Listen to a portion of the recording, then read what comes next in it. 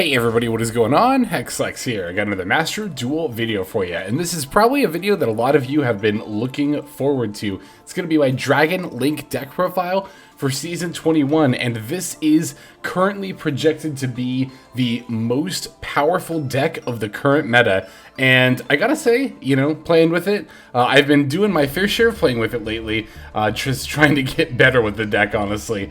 Dragon Link is one of those decks that beforehand I would kind of cover it like pretty much just once a season. I'd play it for, a couple of days just to, get the duels in for the deck profile, and then I'd typically just move on. But obviously with Dragon Link looking to be particularly good in this meta, I would like to get a little bit better with it, just to be able to use it a bit more frequently on ladder to actually, consistently rank up and not just play until I have enough, satisfying games. So I've been playing quite a bit of it lately, and I feel like I'm at least getting a little bit better.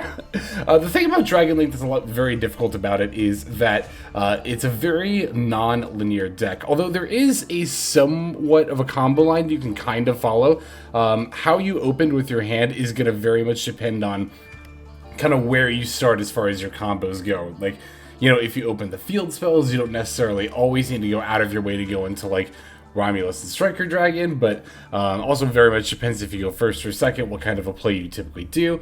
If you go second, OTK with Accesscode becomes a very easy thing to do, so often your plays will skew more towards that as opposed to setting up your negates, of course, with Borrelend and Borreload Savage and stuff like that. So this build is pretty similar to the last one that I had put together. One of the main things that I changed last time was taking out Rokket Synchron and putting in the Rokket Caliber instead. I'm actually a pretty big fan of the Rokket Caliber. I like having the additional level 4 Synchro monster. I've talked about this before, but the sort of advantage that you get playing this over something like Rokket Synchron is that this card here can make the Baronne de Fleur with your Bystial monsters quite easily. So in that regard, it ends up being pretty good. And not only that, but the thing about Rokket Synchron is that you don't necessarily have to normal summon it for it to be good, but it's still pretty conditional even then, because you want to be using it to make the level 9 Hot Red Dragon Archfiend Abyss, but you can only really do that with Chaos Ruler. I mean, I guess technically you can do it with the Borreload as well, but obviously this wants to stay on the board as its own Omni Negate. So the thing about Rokket Caliber plus a Bystial is that it's not hard to have an extra Bystial monster in hand because this deck has so much gas and so many extenders, right? And in that regard, it's a lot easier to summon the Baronne de Fleur out than it is to, again, have exactly Rokket Synchron, which usually takes you opening a pretty, not very much above average hand, but at least a decently above average hand, and then also synchro summoning that with the Chaos Ruler. It's just a more, specific line, I find, that isn't as easy to pivot into. Also, the Rokket Caliber, while Rokket Synchron does summon an extender out of the grave, it does take a normal summon as well, and in that regard, in actually both conditions of that effect, it's a little bit situational.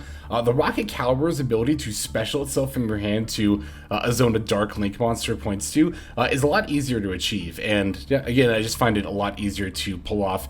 You can also potentially use this with one of the baby Chaos Dragons to make a Chaos Ruler with certain hands. Again, I just find that this card is a lot more accessible to a greater variety of plays than the Rokket Synchron was. So I've been liking it. I'm not saying it's necessarily 100% correct. I think it's definitely still valid to play Rokket Synchron as well, but I've been liking this as well. We cut back on the Bystials a little bit. I'm only playing 2 of each Saronir and Lubellion to make room, mostly for the Nibiru, as well as, I don't remember if I was playing Crossout before. I'm pretty sure I was, but also, you don't necessarily need 3 of each of these, I find, especially in this deck. The deck itself is so accessible, right? Just all the different, moving pieces that are happening, the Chaos Ruler excavating stuff, the Dragon Ravine being able to send, if you open, Absorouter in your hand, that's really, and we have a game where you do this, the Dragon Ravine opens up so many possibilities as far as sending dragons to the deck to the graveyard. At a surface glance, you might think, well, Absorouter is the only effect that really wants to hit the graveyard. I mean, you could maybe send a Saronir, but I'll show you in an upcoming game. I think probably the first game we'll watch, just how we can use Dragon Ravine to definitely access a lot more of our deck than is might seem capable of doing at a first glance here. That's just the thing about Dragon Link, right? Dragon Link is one of those decks that, you already have to know a decent bit of it just to like perform decently with it. But then like once you actually have knowledge about how this deck works, you can unlock some insane plays. It's kind of nuts. I am very much looking forward to practicing with the deck more and just getting more accustomed to it. So alright, let's go ahead and break this list down card by card to take a look at some of this gameplay here. So, we're playing 3 Maxx, 3 Ash Blossom and Joyous Spring, 2 White Dragon Wyverburster, 2 Black Dragon Collapserpent, 2 Rokket Tracer, 1 Rokket Recharger, 3 Starliege Seyfert, 1 Rokket Caliber, 1 Bystial Magnmahut, 2 Bystial Saronir, 1 Bystial Druiswarm, 1 Bystial Baldrake, 1 Absorouter Dragon, 1 Chaos Dragon Levianeer, 2 the Bystial Lubellion, 1 Nibiru the Primal Being, 3 Chaos Space, 1 Dragon Ravine, 1 Boot Sector Launch, 1 Branded Regained, 3 Quick Launch, 2 Call by the Grave, 1 Cross-Eyed Designator, and then 1 Branded Beast to round out our list there. For the main deck anyway. For the extra deck, we're on 1 Borreload Savage Dragon, 1 Chaos Ruler, the Chaotic Magical Dragon, 1 Baronne de Fleur, 1 Chaos Angel, 1 Guardragon Pisty, 2 Striker Dragon, 1 Hieratic Seal of the Heavenly Spheres, 1 Dragunity Knight Romulous, 1 IP Masquerena, 1 Dharc the Dark Charmer Gloomy, 1 Triple Burst Dragon, 1 Knightmare Unicorn, 1 Accesscode Talkder, and then finally a Borrelend Dragon. So there is our list. Now let's see some games. Alright, so for our first game here, our opponent's going to be on Heroes. One thing I've noticed as I've been just getting into the new meta here, post-banlist, is that there's a huge variety of decks that I've been playing against. It seems like the meta is wide open and people are up to trying a lot of different things, which is cool. We love to see this. So this opening hand here is definitely pretty atypical, mostly because we already opened with the Absorouter. This is kind of the hand I was talking about before. And also the fact that we do have the Starliege Seyfert, but we also opened the Wyverburster anyway, and we also have Quick Launch. This is kind of one of those hands where we have everything, and when you have a hand like this, it can be a little bit confusing to know exactly what to do. So I actually started by normal summoning the Starliege Seyfert just to see if my opponent would throw out like a Maxx in response. And then if they did, I could chain the Quick Launch. They didn't, so I decided to just throw out the Quick Launch and see if it would resolve. If they Ash Blossomed, totally fine. We still have a ton of options, but they didn't, so that's pretty awesome. Gonna use the Quick Launch to go ahead and get the Rokket Tracer. I wanted to get a Rocket monster established so that way I could use my Striker Dragon to, of course, well, summon it and add the Boot Sector launch, but also use the Striker Dragon effect to then wheel that Rocket monster back to my hand to summon it with the Quick Launch. Because we have the Absorouter in hand, normally you would just send that from the deck to the graveyard with the Dragon Ravine. We kind of have to get a little bit creative here. However, we actually end up in a situation where we can just go for the Dragon Ravine anyway, and we don't even really need to use the Boot Sector launch plus Rokket Tracer. It was about this point in the combo that I kind of realized that, and I was like, oh, wait a second, I can just go off here, because I can save the Boot Sector launch and Tracer interaction. Like, I can see if my opponent's like trying to hold a Nibiru or something, because although I wasn't getting priority, or my opponent wasn't having priority pass to them at any point after the 5th summon, it's still very possible for people to hold the toggle to off and hide the Nibiru. So I was thinking to myself, okay, if they happen to have the Nibiru here, then that's fine. I can do my regular line, and then I can make like a Baron or a Borreload, some kind of Omni-Negate at some point, and then after that, if they don't have it, then I can just go into the Boot Sector plus Rokket Tracer. So here I'm going to use the, of course, Romulous to go ahead and grab the Dragon Ravine. Now, what I can do with the Dragon Ravine, you might be thinking again, oh, just send Saronir to set up Lubellion, right? No, we can do a lot better than that. I'm actually going to send the Absorouter and set up the Chaos Dragon Levianeer in the graveyard. Looks kind of weird, right? Because this card doesn't have an inherent ability to summon itself back from the grave, but we do have the Starliege Seyfert on the field. Once we send this card to the graveyard, we can banish the Seyfert from our graveyard to wheel the Chaos Dragon Levianeer back to my hand. And Chaos Dragon Levianeer has the ability to shuffle a card in the opponent's hand back into their deck if you summon it by banishing only dark monsters. So, gonna be hand ripping our opponent on turn 1 as well as setting up a few negates here. I'm going to link off this Seyfert for the Guardragon Pisty. I want to do that while the Romulous is on the field so I can get the Pisty in the far left zone. And then now, as I mentioned before, I'm using Seyfert to get the Levianeer. I can actually special Caliber to the middle zone because Pisty is pointing to it, and then use it with the Romulous to go ahead and summon the Triple Burst Dragon. Now I have 2 dragons pointing to his zone. Pisty will bring back the Seyfert I banished, linking all 3 off for the Borrelend Dragon. Now, before I go ahead and do the Boot Sector launch into Tracer line, like I said, I want to set up a Omni Negate, and I also want to summon the Baron before activating Tracer's effect, because of course Tracer's going to lock us into Dark monsters. So this is as simple as summoning the Magnmahut and then using Borrelend to negate the Magnmahut after, of course, we search with it. Then using bringing back the Rokket Caliber, and we just sync for the Baron. So now we can go for the boot sector launch. Now we can activate it, special the Tracer. Tracer can pop the launch, special the Recharger, and we could have gotten a Chaos Ruler if I felt like digging for some more plays, but at this point I figured I'd just set up the other Omni with the Borreload Savage Dragon. I don't know if I could have gotten one extra body on the board. If I did, I could have, in addition to using this Levianeer to, as we're about to see, shuffle a card back in the opponent's hand. If I managed to put one more monster on the board, I could have ended on like everything and just gone into the IP Masquerena. Or maybe if I had done the extra link 2 a bit sooner, I could have gone for the Hieratic Seal and then Tracer and popped. I will say the ordering at the end there probably could have been better. I just wanted to make sure that I got all the plays in, I got all my negates established, and then we did the hand rep. So, yeah, I mean, we're looking pretty good here. This is obviously, like, I think this is a pretty decently above average, like, Dragon Link end board. And again, it's because we opened so much in our opening hand. We had the Absorouter, we had the Wyverburster on top of the Seyfert, and yeah, my opponent just decides to not even try to play through a board like this. So, again, we could have followed the established combo line, so to speak, and ended on the Borrelend plus Borreload. But if you, you know, and I'm not saying, again, I'm an expert here or anything, but if you get at least a little bit creative with how you kind of use your starting resources, you can kind of put yourself in a position where you can go off very easily. And again, that might have seemed like, you know, oh, if your opponent had some disruption, like wouldn't that play have been halted altogether? Again, not necessarily, because we had the boot sector plus Tracer set up in hand, and we had the ability, as you saw, we summoned the Borrelend plus Baron before we even got to the boot sector play. So we definitely had a lot of ability to recover if our opponent did end up having some kind of disruption. So, all right, there's our first duel. Let's go ahead and take a look at the next one here. All right, this next opponent's going to be on Labyrinth. Tons of Labyrinth here. More so than any other deck I've seen, actually. In terms of sheer, I mean, obviously it's all subjective, right? And I am kind of limited to the bias of my own experience. But, yeah, just as far as representation goes, I feel like Lab is definitely the deck I've seen #1 the most so far. But here I'm going to start with Seyfert into Collapserpent. I don't need a Chaos Space. I could have Chaos Space with Nibiru, but there's kind of like no reason to. You know, if things go south, I do like the thought of having the option of Nibiru.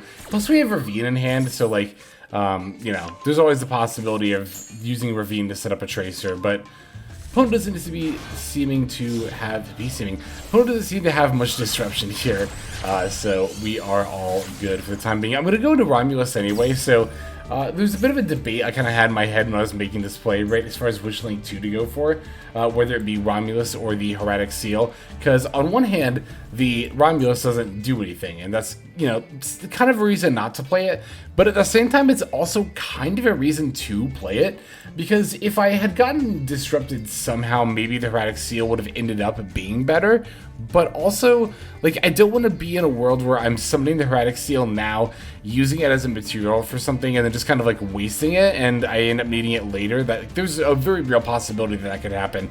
I do already have the Ravine in hand, but again, to me, that just seems all the more reason to summon Romulous, because, again, what else am I going to do with Romulous? So, that's why I ended up going for it here. I'm going to be using the Chaos Space with the extra Collapserpent. Like I said, could have used it at the beginning of the play with, or the beginning of the turn with Nibiru, but I figured I'd wait and use it on my leftover Chaos Baby, just to make sure that I got extra value off of it. Could be something the Magnmahut here. Then I'll sack it off for the Lubellion, that way I can place the Branded Regained on the field.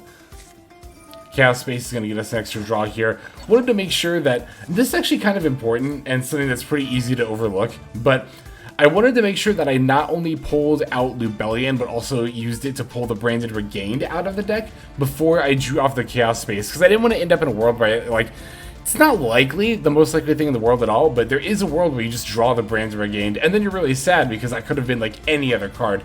Now, here in this case, it's just a second Maxi, so it's really not that big of a deal, but, you know, it could have mattered. So here I'm going to use the extra C as the fodder for Dragon Ravine. Use that to send the Absorouter. This is definitely what I would call more of a typical turn 1 combo line with current Dragon Link here. what I referred to, because I referred to in both the profile and the last duel, like the quote-unquote regular or main combo line. This is kind of what I'm talking about here, right? Where we're summoning the Pisty while the Romulous is still on the board. That is important that we do that because we need to be able to have both Pisty and Triple Burst point to the same zone. And you obviously can't do that if you summon Pisty to the zone that Triple Burst is pointing to. So you have to summon Pisty while Romulous is still on the field to the far left zone. And then go ahead and summon the Triple Burst afterwards so that, again, they're both pointing to the same zone. But yeah, I mean, here we're just going to set up the Borrelend plus Borreload. We've got a Maxx as well, a Nibiru, a Branded Regained. We get to use the Seyfert to wheel back the Bystial Lubellion in this case. And we get an extra draw out of it, which I believe is going to be Quick Launch, which I don't think I really could have done anything with because they already used the Rokket Tracer effect for this turn. So I could have set it, and that wouldn't have been a terrible idea, but, you know, either way. So but it's going to start with an Extravagance, so I'm thinking it's either Lab or Flow, but definitely far more likely to be Lab, which it does turn out to be. I'm going to use Branded Regain's effect when the Ariana is summoned, and then also negate the Ariana with the Borrelend here. I want to do that because, you know, regardless of whether my opponent adds the Coup Clock or the Trap card, I want to make sure that I am just getting the use of the on-field negate now. And Ariana, I find if you've got an effect like an Imperm or Valor, or in this case the Borrelend, I find that Ariana tends to be one of the better cards to negate against Lab's turn 1 plays. But yeah, as soon as I negate that, they pretty much just go ahead and concede right there, kind of confirming my suspicions that if I negated that, they would have a much more difficult time at playing this turn. So, alright, there is that game. Let us go ahead and take a look at the next one here. Alright, so this time we're playing against Dogmatica, and I don't know enough about Dogmatica to know how typical this is, but this particular player is on 3 Knightmare Corruptor Ibly in the main. I mean, we don't have side decks, so of course it's in the main, but 3 Knightmare Corruptor Ibly to Link Lock. So we're going to be going second here. I'll fire off a Maxx specifically during the draw phase, but it doesn't matter because the opponent's got a call by. It did actually matter because my opponent does have Kashtira, at least Fenrir's. I saw at least those, maybe some Unicorns too, but they do have Kashtira cards, so, you know, with Fenrir seeing as much play as it does, you definitely need to be draw phase Maxxing. So here's the Knightmare Corruptor Ibly, and they're just going to link it straight off for the Salmon Almirage, I'm pretty sure here. Yep.